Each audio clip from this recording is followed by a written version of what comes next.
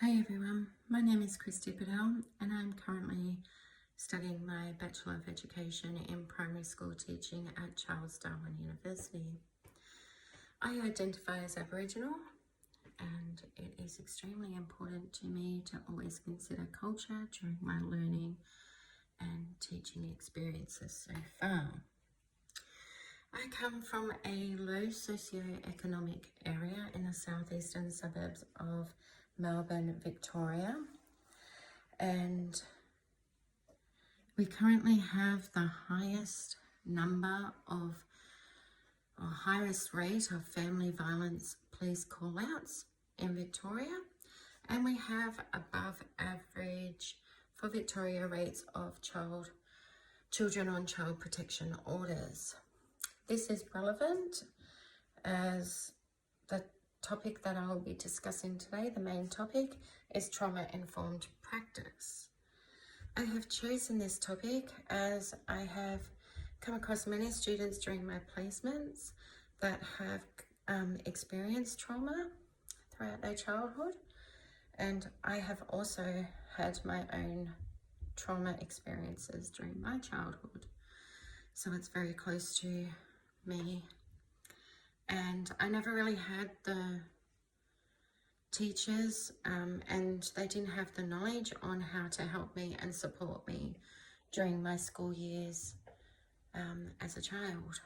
So that's why I aim to really try and give my students the best possible chances in life by being more knowledgeable in this area. This topic is going to be an ongoing learning experience for me during my career as a teacher, as no two children have the same trauma experience, and they certainly don't have the same outcomes from that experience and how it affects them. So every child and student that I come across in my classroom will have their own unique and individual needs in the classroom, and therefore I will need to constantly generate new knowledge and reflect on my classroom practices to ensure that I'm giving them the best opportunities possible.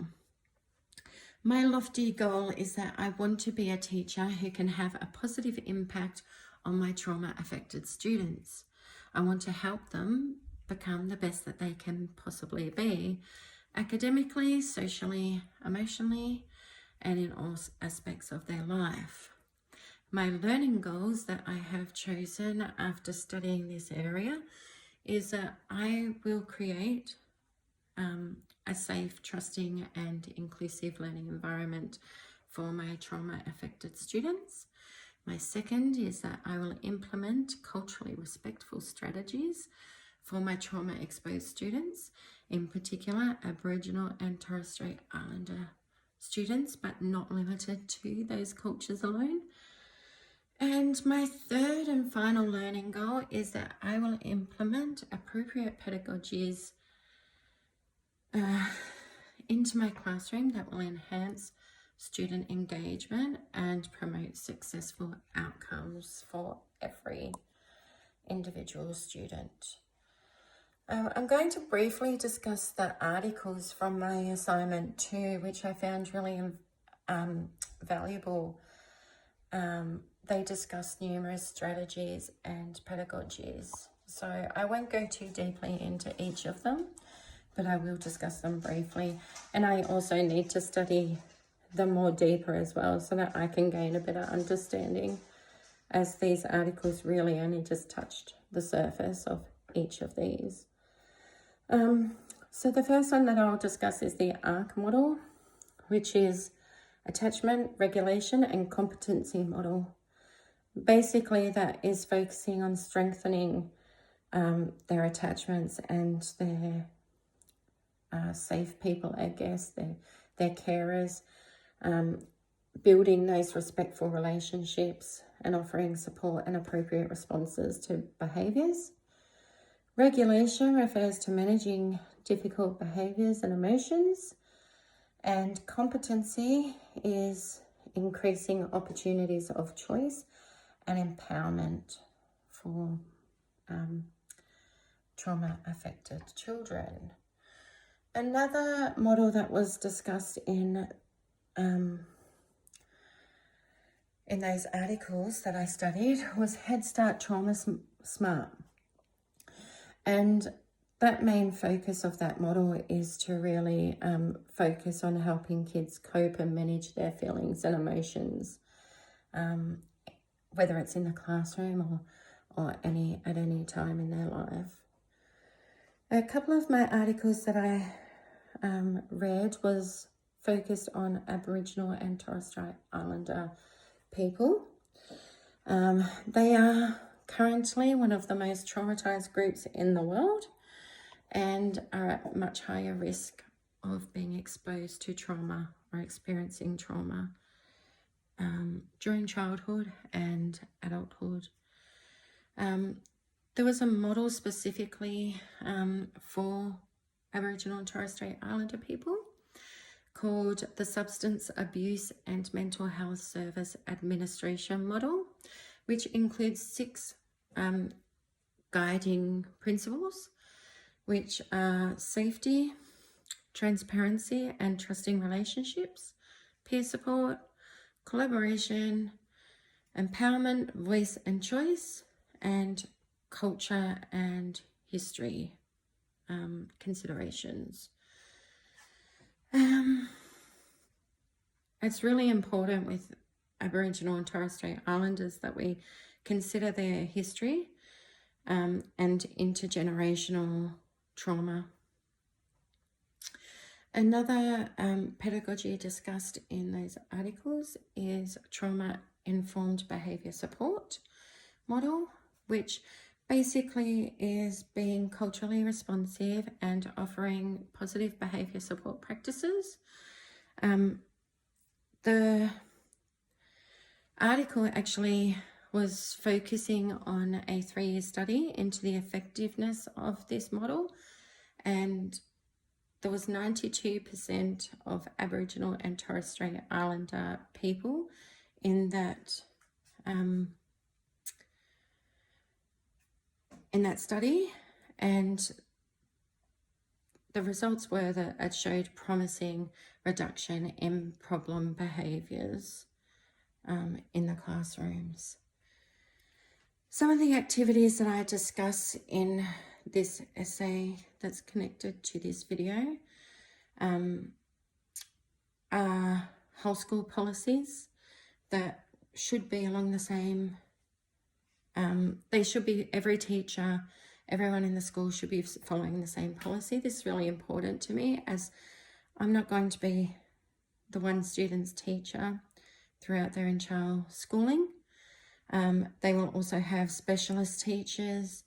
They'll be out in the playground and experience different emotions and feelings through that time. So it's really important that the whole school follows the same policy. Liaising with parents and carers is also a very important thing to remember.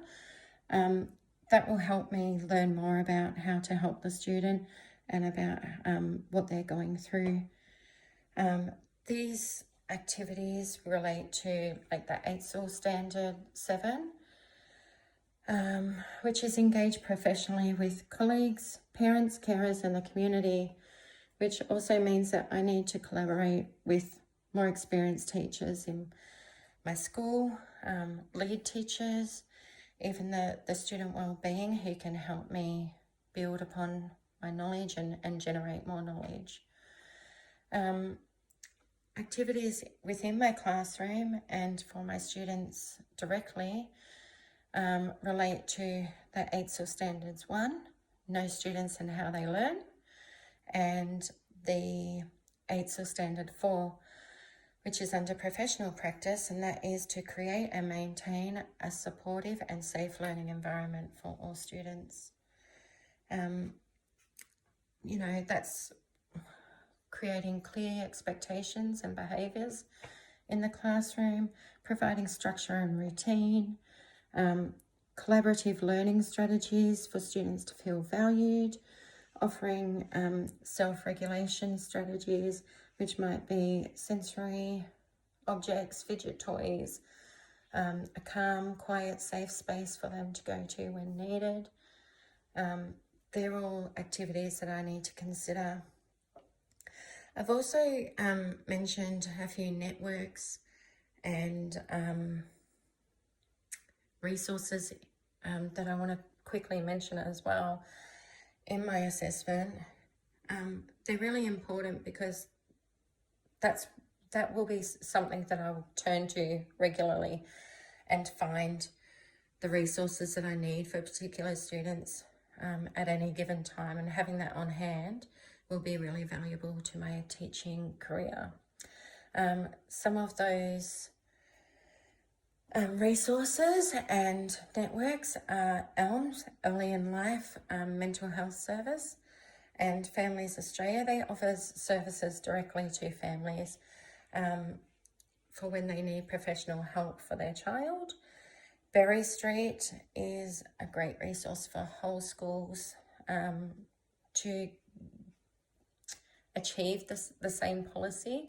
Berry Street have great training for whole schools, however it is a paid course. The Australian Childhood Foundation and Australian National University I've listed, which offers communities and resources for professionals, which includes strategies, tools, activities for trauma-informed practice. There's loads and loads and loads of stuff on their websites and resources. Who else have I listed? Oh, the Victorian Government Department of Education. They offer a training module on mandatory reporting and obligations for teachers.